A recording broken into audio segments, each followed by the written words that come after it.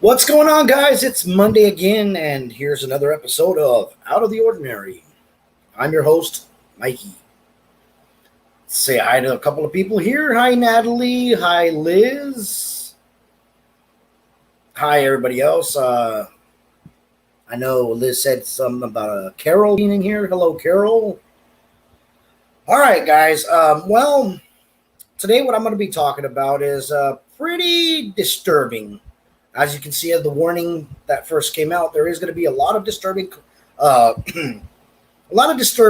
things about this, because I want to be talking about the Texas killing fields. Now, the Texas killing fields is down in League City, Texas, which I have a cousin that actually lives in League City, Texas, and he has told me that he lives not too far from where it all went down.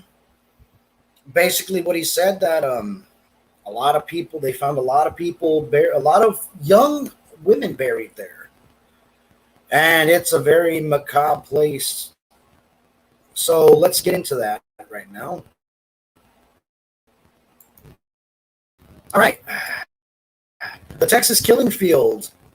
The Texas killing fields is an area bordering the Calder oil field, which is a 25-acre patch of land situated a mile from Interstate Highway 45. Now he says, yeah, a lot of people don't know about them. Exactly. Say hi to Donald Washington here. Hello, Donald. Oh, Cosmo the Clown. What's going on, man? Welcome to the show.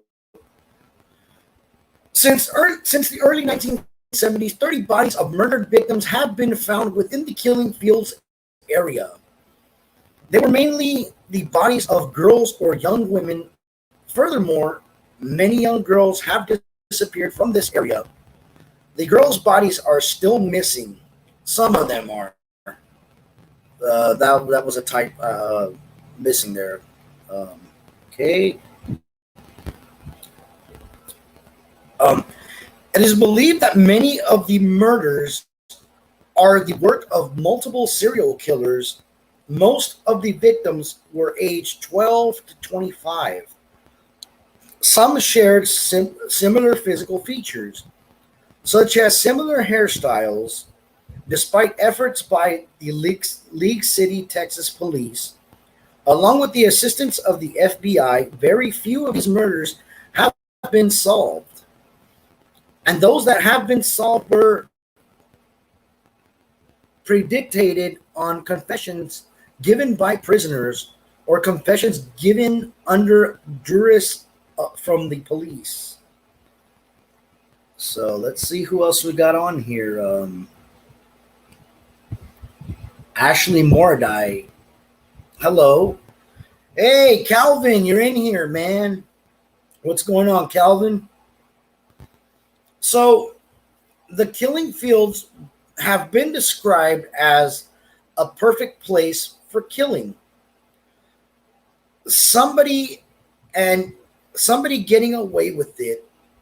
After visiting some of the sites of the recovered bodies in League City, Ami Can Man, director of the film Texas Killing Fields, commented, "You could see the refineries that are in the south end of League City. You could see the I-45, but if you yelled, no one would necessarily hear you. And if you run, they wouldn't necessarily be anywhere to go." So they actually did make a movie called The Texas Killing Fields.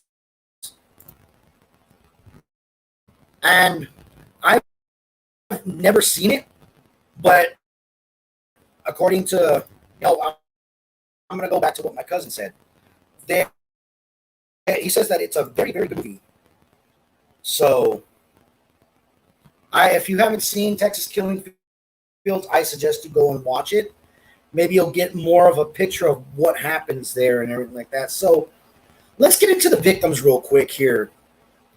The first victim we got is Brenda Jones, age 14, lived in Galveston, Texas.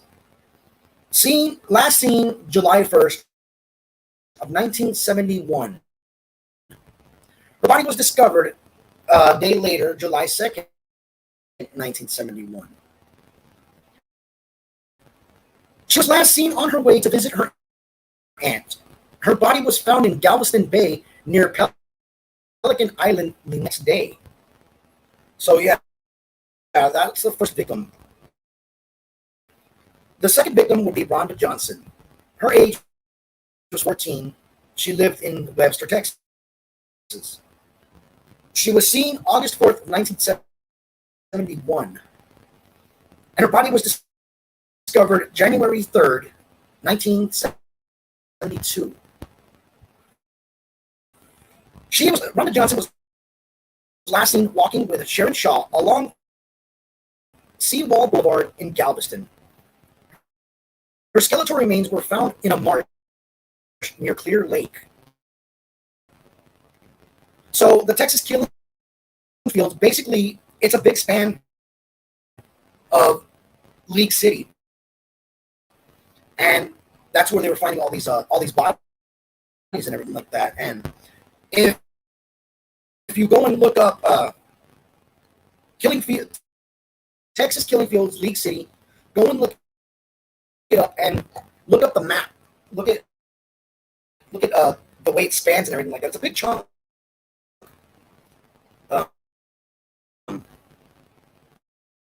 So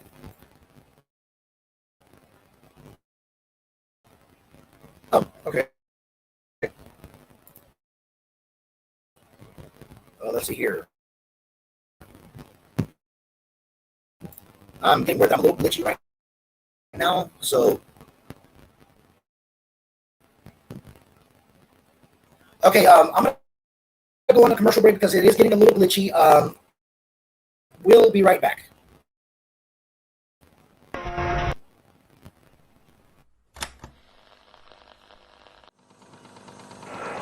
This is Mikey from Out of the Ordinary, and you're watching PBDC TV.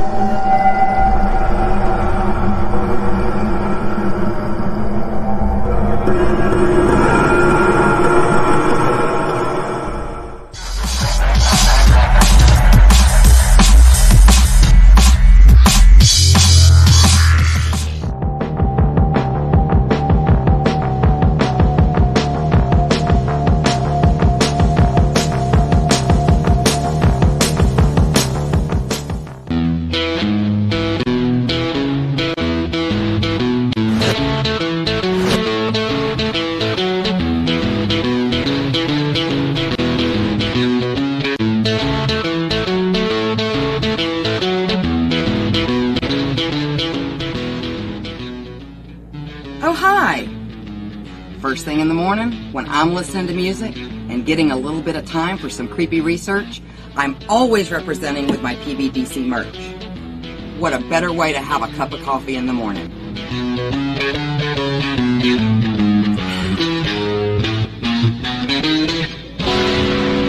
Don't forget to check out our other cool merch at rootsbleedred.com. That's rootsbleedred.com.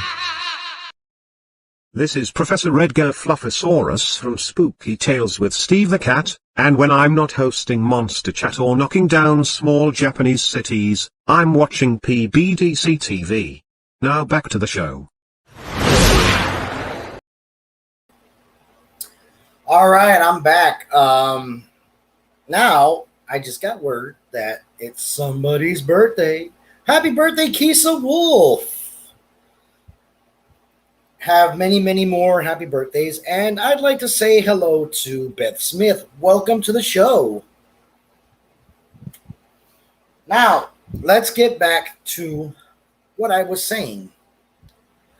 Sharon Shaw, at age 13, lived in Webster, Texas. She was seen August 4th, 1971, and discovered January 3rd, 1972. Sharon Shaw was last seen walking with Rhonda Johnson along Seawall Boulevard in Galveston. Her skull was found in Clear Lake, and the rest of her remains were recovered in a marsh nearby, alongside those with Rhonda Johnson. Ugh.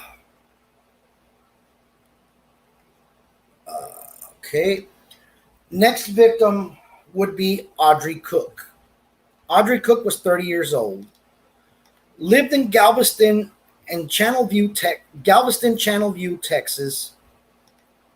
Seen December of 1985. That basically just it just says December 1980. It's unknown what the date was. Her body was discovered in February 2nd, 1986. So she was discovered in a field in the 3000 block of Calder Road alongside Laura Miller.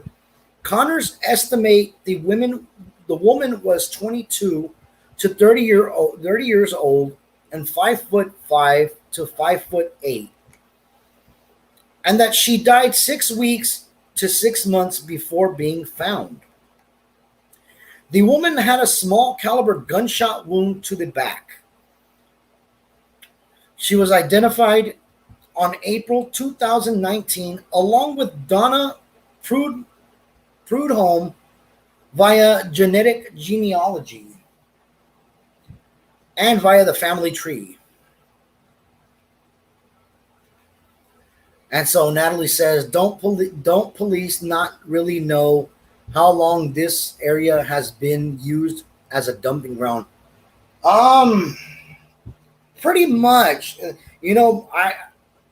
Back to my cousin, because my cousin gave me a lot of pointers about this, because like I said, he does live in League City, and he was saying, he's like, how did they not find all this shit out? Pardon my French. So now Donna Prudhomme, the next victim, which I just mentioned. Oh, hello, Aka Daemon. Donna Prudhomme, age 34, lived in Nassau Bay, Texas. Also unknown, it reads unknown, just reads that they last saw her in 1991.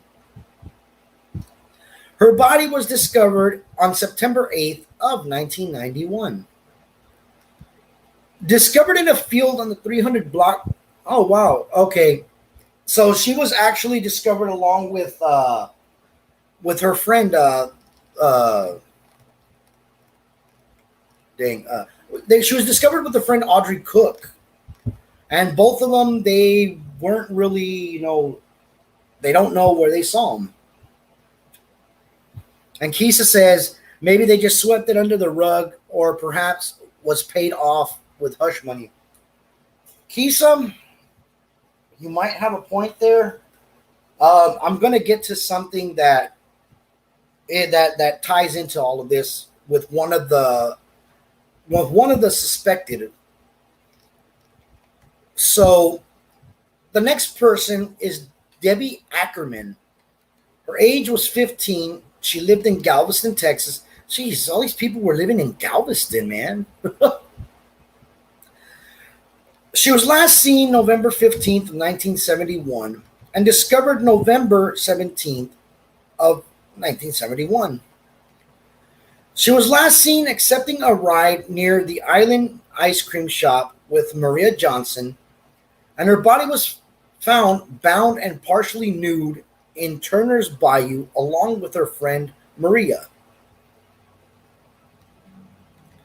Now, the other victim is Maria Johnson, age 15, also from Galveston, seen along with her friend November 15th of 1971 and discovered on November 17th of 1971. She was last seen accepting a ride also near the shop along with her friend. And that's how they found both their bodies bound and partially nude at Turner's Bayou along with the friend and everything like that. So Colette Wilson is the next victim. Age 13, lived in Alvin, Texas. Seen on July 17th of 1971. Discovered on November 26, 1971. She disappeared on County Road 99 and Highway 6 after she was dropped off by her band director.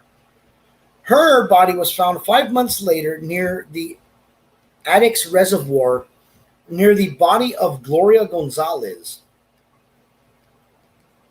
The next person would be Kimberly Pitchford. Now, one thing I'm telling you right now is the dates are all messed up because I didn't put them in order.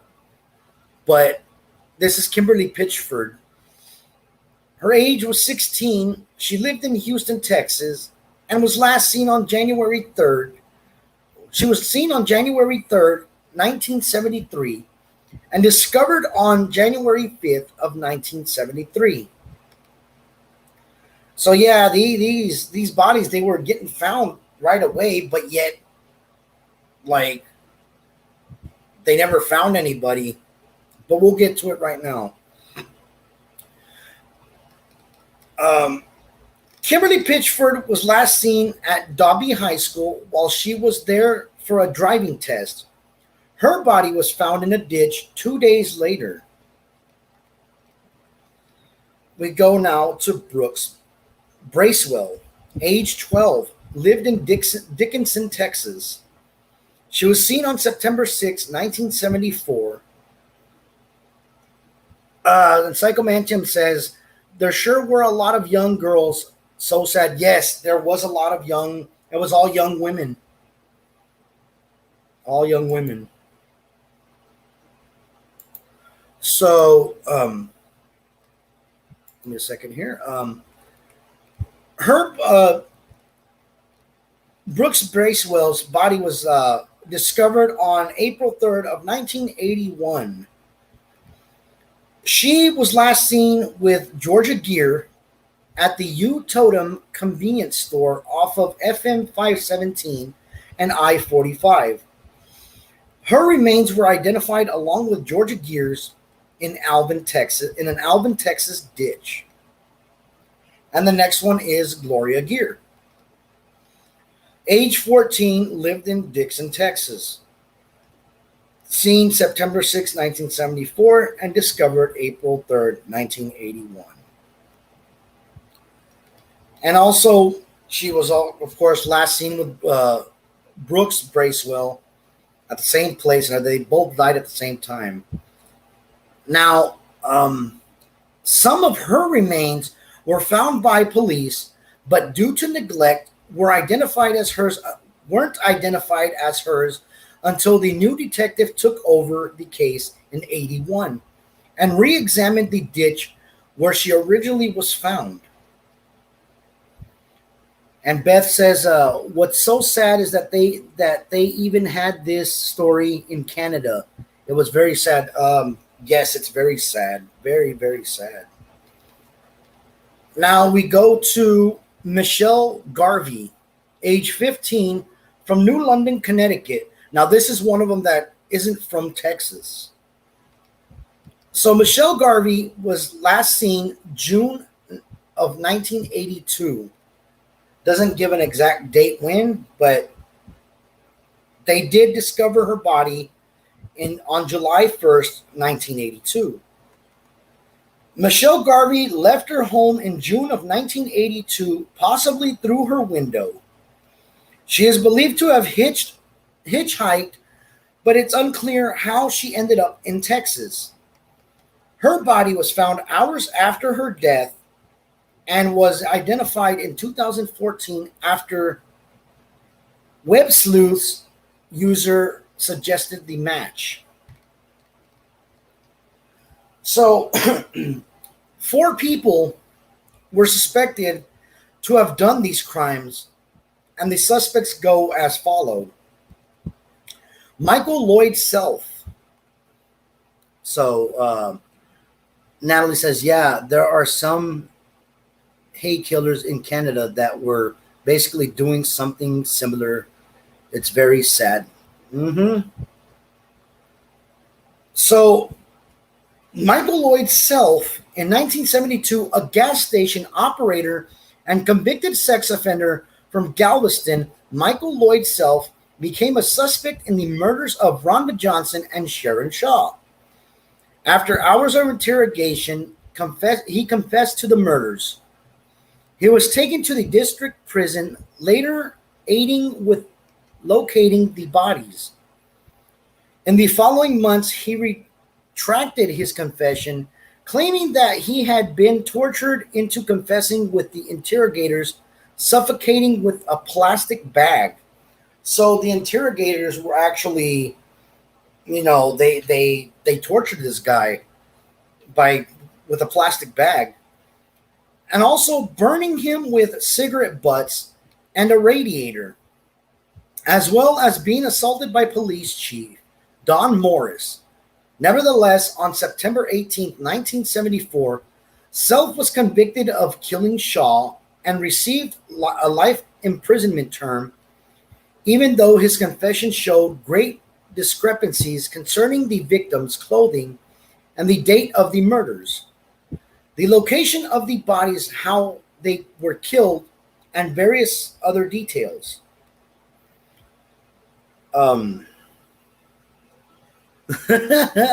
Liz, not on my birthday. So, 3 years later, in 1976, Don Morris and his deputy, Tommy Deal, were arrested and convicted of various crimes, including torture and other misconduct against detainees. Morris was sentenced to 55 years, while Deal was to 30. After this, Self regularly applied for an appeal, but was rejected every time. So Michael Self died December 21st of 2000.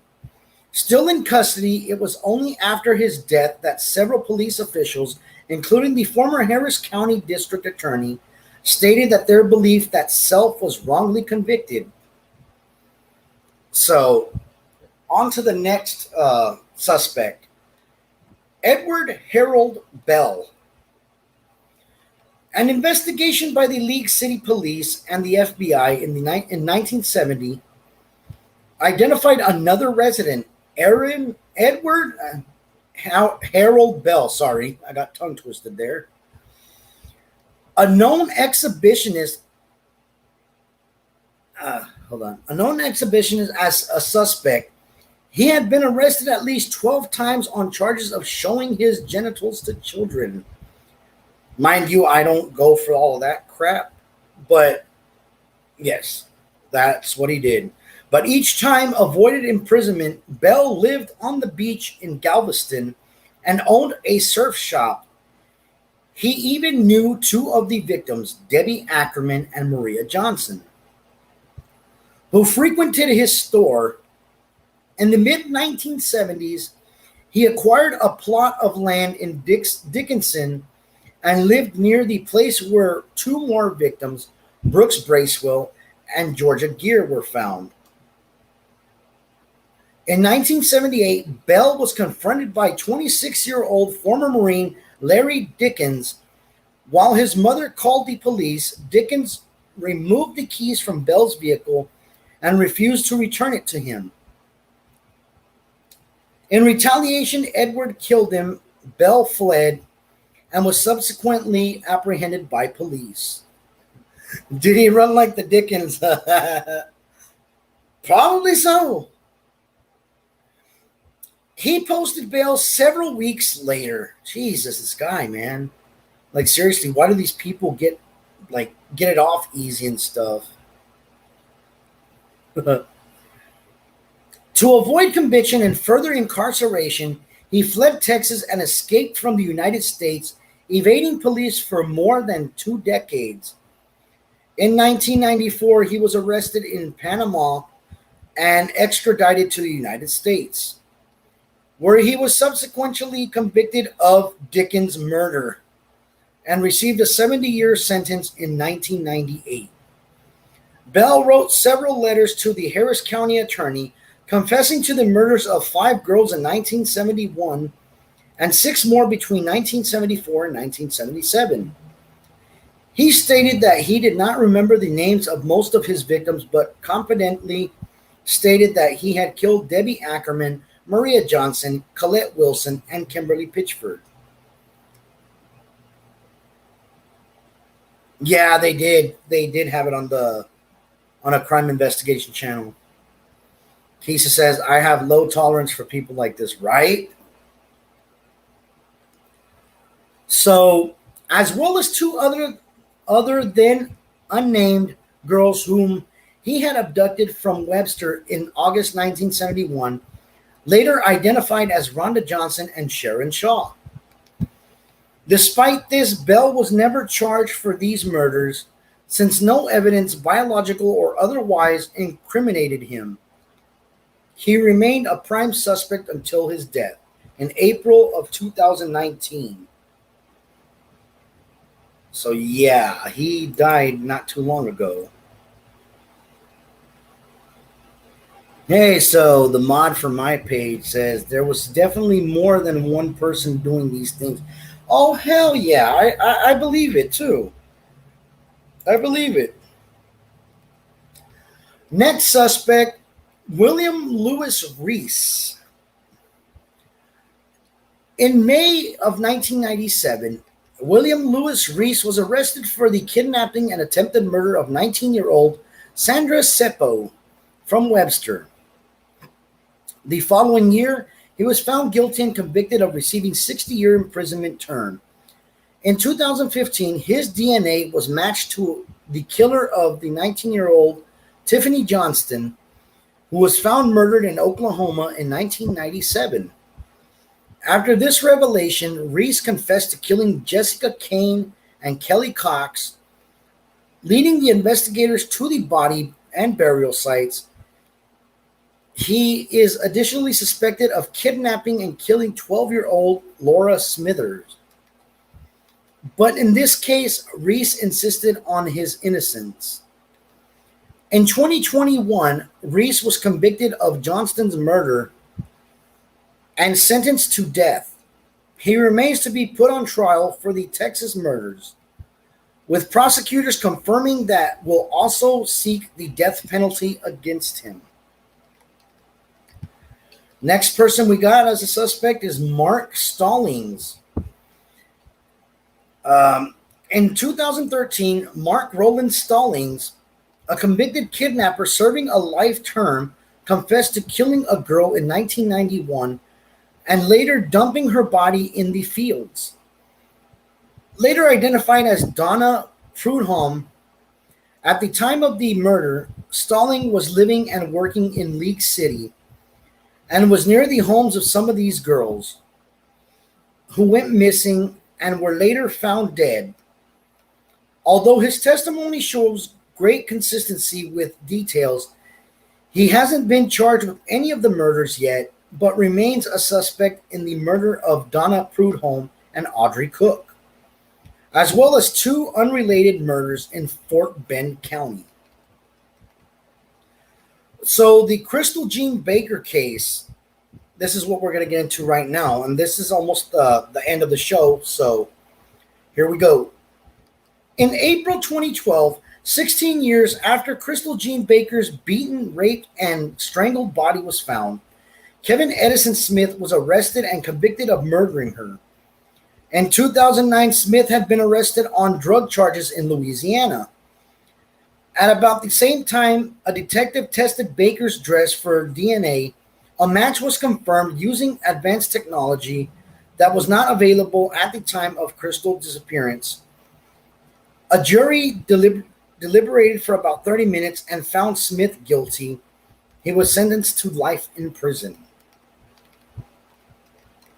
So, yeah, the Shelley Sykes case in 1987, 30-year-old John Robert King phoned the El Paso police, claiming that on May 24th, 1986, together with 33-year-old Gerald Peter Schwartz, attacked Shelley Sykes while she was in her car, after which the girl was raped and strangled. After his arrest, Schwartz told the police that he had hidden the body in one of the fields where the other bodies were found. Both men were asked to indicate the whereabouts of Sykes' body in exchange for dodging the life sentence, but their directions failed to uncover it. King and Schwartz were convicted of aggravated kidnapping and received life imprisonment sentences in 1998. There were also probed for other such crimes committed during the mid-1980s, but both vehemently denied any involvement. King died from natural causes behind bars on October 2015, while Schwartz remains incarcerated, his most recent parole bid in 2017 being rejected. So, yeah, this was a very heavy-hitting case, you know.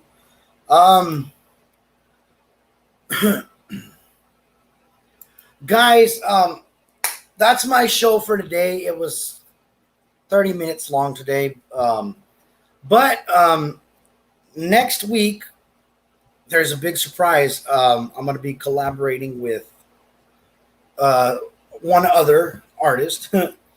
So tune in next week for another episode of Out of the Ordinary. Don't forget to like, follow, share, you know, Psycho Bunny Death Cult, Psycho Bunny DC, Psycho Mania 13, and every other content artist within the collective. That's my time. I'll see you next week. Bye.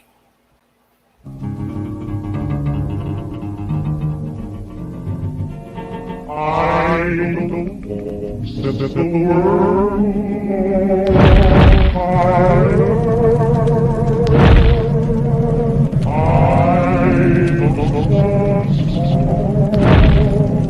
don't want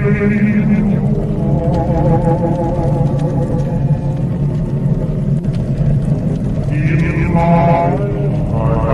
heart.